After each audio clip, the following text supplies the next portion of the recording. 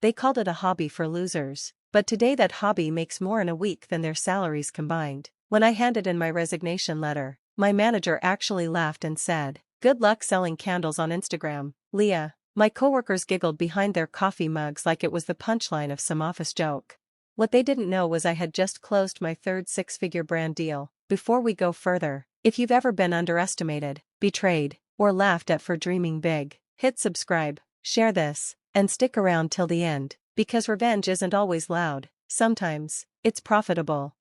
2 years ago, I was the quiet one in the back office of a marketing agency in Austin. No social life, no weekend plans, just spreadsheets and overnights, my ideas stolen, my hard work ignored, and every time I pitched a campaign, they gave credit to Derek, the guy who once asked me what SEO even meant, but I didn't fight back. I observed, I learned, and at night, I built.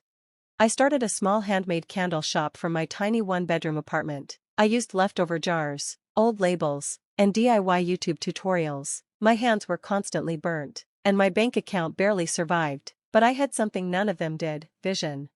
At work, they joked about my side hustle, called it Leah's Little Craft Club. Someone even stuck a sticker on my monitor that said, "CEO of Nothing." I didn't react, I just smiled and used their mockery as fuel. Then came the company Christmas party. The same night my Shopify store crossed $100,000 in total sales. While they danced under cheap disco lights, I stepped outside to take a call with a buyer from a luxury hotel chain. They wanted 5,000 custom candles. That night, I made a promise to myself: by next Christmas, I'll be the one they read about, not the one they ignore. And just when I thought things couldn't get more surreal, my boss, the same one who mocked me for using lunch breaks to answer supplier calls, pulled me aside and asked if I could help with his wife's Etsy store. I just smiled and said, "Sorry, I'm a little busy running a company." But what happened during my resignation meeting? That's when the real twist started, and they weren't ready for it. The conference room went dead silent when I slid the resignation letter across the table. Derek actually spit out his coffee. My boss, Mr. Halford, smirked and leaned back like he was watching a toddler throw a tantrum.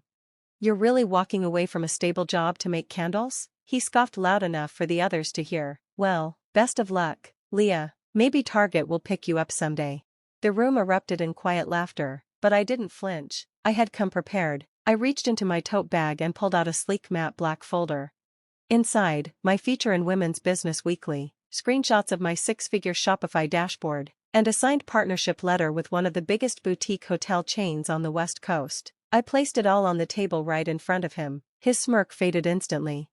"You see," I said calmly, "I'm not walking away from stability, I'm walking away from limitation." Mr. Halford blinked, scanning the documents. Derek leaned in like he was reading a spoiler to a movie he hadn't seen. "Is this real?" he muttered. "That's just this quarter," I replied. "Next quarter, we launch internationally." The room shifted, the air felt heavy. For once, I had all their attention, not because they wanted to mock me, but because they finally feared what I had built without them. Later that day, word spread through the office like wildfire. Suddenly, people who never bothered to remember my name were DMing me for coffee meetups. Even Olivia, the girl who once laughed at my soy wax disasters, asked if I could mentor her in the e-commerce space. But I wasn't interested in being their guide. I had already wasted too many years under fluorescent lights and fake compliments. I walked out of that office not just jobless, but free. What they didn't know was I hadn't just quit my job, I had bought the building next door. And guess who needed to renew their lease in 3 months? Yep, the agency. But before I made my next move, someone unexpected called me that night, someone who once told me I'd never make it, and what he said changed everything. It was my dad. I hadn't heard from him in over a year, not since that brutal family dinner where he publicly told me, "You should find a man who can take care of you, Leah. This business fantasy of yours isn't real life." But now, at 10:47 p.m., my phone buzzed with his name. I stared at it for a second, heart pounding. Curiosity won. "Leah," he said without even a hello, "I heard you quit your job. Is it true?" I paused. "Yeah, why?" There was a long silence on the other end, then he cleared his throat, almost like it pained him to say the next part. "Your mother and we're going through some financial trouble. The house is on the line. I was wondering if you'd consider maybe helping out with the mortgage just for a while. I know you've done well." I almost laughed. The man who mocked my dream now wanted help from the same dream he crushed. It wasn't just him. In the next 48 hours, I got 3 more calls. My cousin Nate, who once said I wasted a business degree on soap, asked if I'd consider investing in his gym. My Aunt Melanie wanted me to sponsor her daughter's boutique wedding. Even Derek texted me a casual, "Hey, any chance your company's hiring?" Suddenly, I was everyone's golden ticket. But I hadn't forgotten the humiliation, the years of being the family disappointment, the whispered jokes, the backhanded comments at every Thanksgiving, and how none of them showed up for my first candle fair. I was no longer the quiet one in the corner. I had leverage now and a plan. Step 1. I contacted a commercial real estate lawyer. I wanted first rights on the building next to my old job the moment their lease expired. Step 2. I made a silent donation to my sister's nonprofit under a different name, just to show her what real generosity looked like. Step 3. I set up a private invite-only event, a soft launch for my new candle flagship store backed by a 7-figure angel investment. Invites went out to family, old coworkers, and Mr. Halford himself. The invitation read, "You're invited to celebrate the launch of Emberglow, founded by Leah Harper," and when they walked in, they had no idea what was waiting behind those luxury display shelves.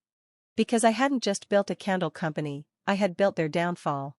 But there was one more twist I hadn't revealed yet, and it would hit harder than anything they'd seen so far. They walked in smiling, pretending they had always believed in me. Mr. Halford wore a fake grin so wide it practically cracked his face. "Leah, wow, this place is impressive." He said it like it hurt his throat. Derek trailed behind him, staring at the shelves like he'd seen a ghost. And my dad, he walked in last, shoulders stiff, his eyes scanning the champagne glasses, the velvet displays, the crowd of investors whispering my name like I was royalty. But I wasn't here for revenge in words. I had prepared a presentation. 5 minutes into the event, I stood center stage, spotlight overhead. The massive LED screen behind me flashed photos of my journey, burned hands, my tiny apartment stacked with boxes, rejection emails, candle making at 2 a.m. Gasps floated across the room as the audience realized the depth of what I'd survived. Then came the twist. The screen lit up with a blueprint, a digital floor plan. "This," I said into the mic, "is the future headquarters of Everglow. We'll be moving next door within the year." People clapped. Mr. Halford tried to join in until I clicked to the next slide. "This," I continued, "is the same building where I was once told I wasn't leadership material, where I was called emotional, too soft, and not CEO type." And now I turned toward him, locking eyes. "Now I own it." The crowd froze, then erupted. Mr. Halford turned red, Derek looked like he might pass out, and my father, he stepped outside quietly, unable to meet my eyes. But I wasn't finished. I announced a hiring initiative, Emberglow Rising, designed to hire women who had been overlooked, underpaid, or mocked in male-dominated industries. And the first 5 hires? Former interns from the agency who messaged me secretly over the years, saying how I had inspired them. I hired them all, paid double. The next morning, I got an email from my old agency. Their lease was ending, they needed to renegotiate fast. I forwarded the email to my lawyer with one line, "Triple the rent or vacate."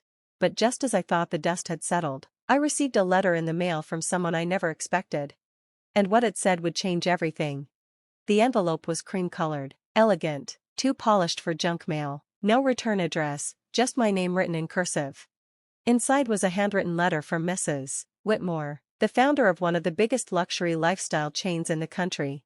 She'd seen my event photos on LinkedIn, heard about Emberglow through a boutique supplier, and ended her note with one line that nearly made me drop the letter. "We'd like to place a national order for 1.2 million units." I stood frozen in my kitchen, the weight of that number crashing down like a tidal wave. A few years ago, I couldn't even afford groceries. Now, I was looking at a deal that would put Emberglow in every elite resort and spa across the US. But that wasn't even the biggest win. 3 weeks later, I hosted a private press event. Press from Forbes, Elle, and even CNBC showed up.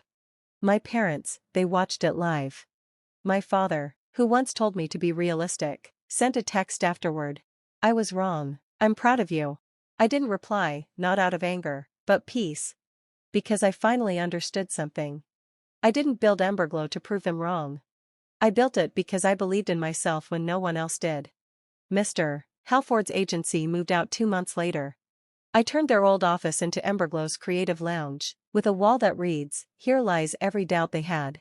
Now, I speak at business schools, I mentor women with broken confidence, I walk into rooms where people whisper my name for the right reasons. Leah Harper, once the girl mocked for making candles, is now the face of a multi-million-dollar empire. And every time someone laughs at a silly little dream, I just smile because I know exactly how it ends. The underestimated always hit the hardest when no one sees them.